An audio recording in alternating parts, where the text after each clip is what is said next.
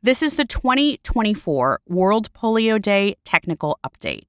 We're bringing together three incredible experts from the World Health Organization who are on the front lines of the global fight against polio. Dr. Hamid Jafri, Director of Polio Eradication for the Eastern Mediterranean region of the World Health Organization.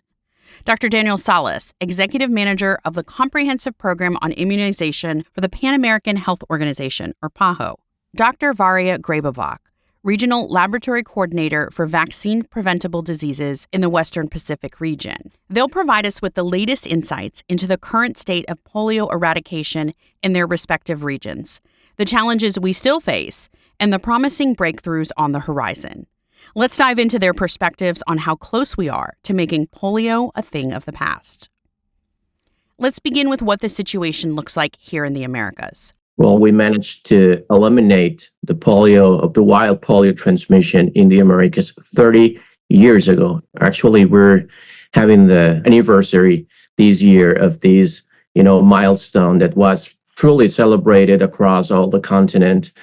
And of course, it has been difficult to keep this target because you need to have strong immunization programs. It is a challenge that we need to face to continue positioning the immunization as a public good in the Americas. Some of the policymakers are not totally aware of the benefits of all the things that are not happening in our society because we have managed to keep strong immunization programs. The other part is to have human resources well-trained, well-motivated, to understand which are the dynamics of population so that we can cope with their needs. We have still the challenge of understanding what is the perception of people. I mean, what are they thinking about vaccination? Are they receiving enough information to make decisions, to be totally sure that vaccinations or vaccines are safe enough or effective enough? I mean, that's something that we need to reinforce to continue working to get that message clearly to our populations. Rotary, for example, can really help us address their concerns in a more effective way, to be close to the communities, to make them feel cared, to make them feel that there is a real interest on them. That's truly important because if you let those coverages go down, if you let those surveillance indicators go down, then you're not going to be able to keep the milestones of the elimination of some of these diseases. We know that when we achieve the eradication, which is a global phenomena, we are not going to have to vaccinate with polio or measles anymore. But at this time and at this point of the history, we haven't achieved that yet. So there's this risk of having importations. And if we don't have strong vaccination coverages, then those importations can reignite an outbreak that can be sustained. And then we're going to have polio or measles again. When we look at where we are this year compared to last year, there have been quite a few challenges with polio eradication. What's the top line when it comes particularly to the Eastern Mediterranean region and new polio cases? A resurgence of polio in Pakistan and Afghanistan after a period when we thought that we were very, very close. And I think that's where these are extremely complicated and difficult political and security and conflict contexts. And so the kind of what we call last mile issues that we are facing in Pakistan and Afghanistan, I usually put them into 4 categories.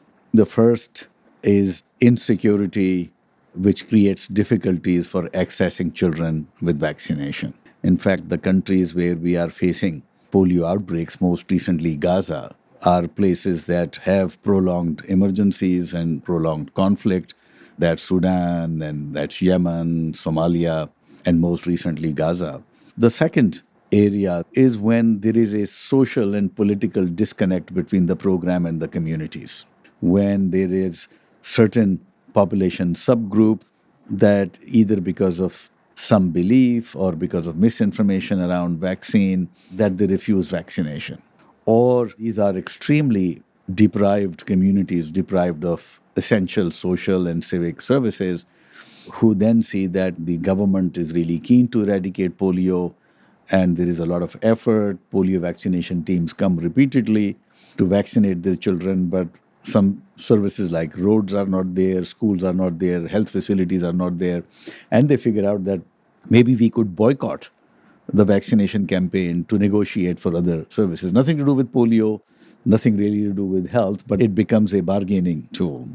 I think the third is now we are starting to get into programmatic sort of factors. There are always populations that are very hard to reach. The hardest populations to reach are mobile and migrant populations.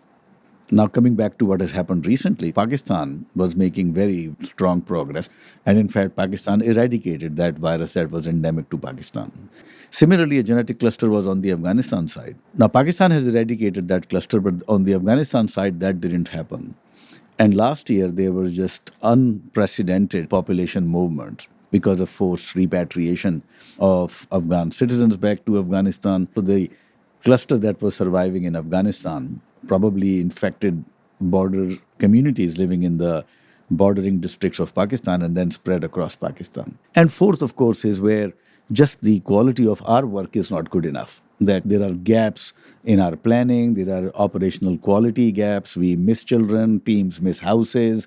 And so both Afghanistan and Pakistan programs, and in many parts of the world, the general quality is good. Now, when you have a polio outbreak in a country that has been polio-free for many years, it takes them a while to get it all, put it all together, to do the micro-planning again, which means that, where are the children, how many teams are needed, are the houses listed, do we know how many children live in the area? That, it takes some time for them to get up to speed.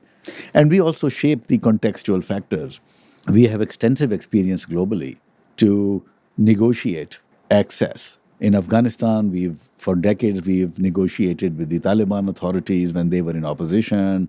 Most recently, we were able to work together with the Ministry of Health and UNICEF, WHO, with, of course, support from Rotary International. We were able to mount a very rapid response to the detection of poliovirus in Gaza. In the Western Pacific region, what is the current status of polio, and what specific challenges are you facing in maintaining polio-free status across the region? The Western Pacific region has been declared polio-free in 2000, and since then the region has successfully maintained its polio-free status by implementing a range of activities, including increasing and sustaining high-routine vaccination coverage, addressing immunity gaps with supplementary immunization activities, implementing strengthening surveillance for poliovirus, implementing annual risk assessment, and polio laboratory containment. There are some challenges in the region, some related to emergence of and outbreaks of type 1 and or type 3 CVDPVs in countries with inadequate routine immunization levels with oral polio vaccines, combined with subnational gaps in surveillance in several countries: Cambodia, Laos, PDR, Malaysia, Philippines, Papua New Guinea, Vietnam. Also, challenges with importation of wild poliovirus type 1 from endemic countries. The RCC noted the apparent absence of circulating vaccine-derived poliovirus transmission in the region. Most member states were able to maintain more than 90% coverage with 3 doses of polio vaccine in routine immunization at the national level. And most member states were able to maintain the key AFP surveillance indicators at the required level. Environmental surveillance was used successfully as a supplement to AFP surveillance to monitor circulation of poliovirus that may not be captured with AFP surveillance. Updated risk assessment was done last year and categorized 3 countries as a high risk for poliovirus transmission: Laos, PDR, Papua New Guinea, and the Philippines. The risk assessment is updated annually in close collaboration with priority countries. I want to thank our guests for their time and commitment to polio eradication. To learn more about polio eradication and Rotary's role, visit endpolio.org.